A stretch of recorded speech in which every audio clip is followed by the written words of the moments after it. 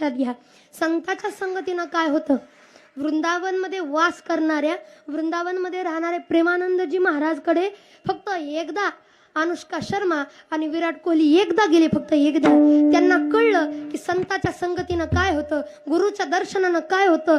त्या क्षणापासून एवढे मोठे सेलिब्रिटी आहेत, काही कमी नाही त्यांच्याकडं, पण दुसऱ्या क्षणापासून गळ्यात माळा, हातात नाम जपाची थैली आणि मुखामध्ये फक्त भगवंताचं नाम, कपाळाला गंध लावून फिरतायत सेलिब्रिटी.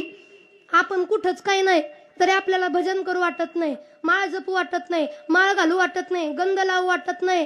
आज अनुष्का शर्मा सारखी हिरोईन नाही, पण तरी सुद्धा आता जर पाहिलं तर गळ्यामध्ये मोठी लत तिच्या माळ आहे, देवाची भगवंताची माळ आहे.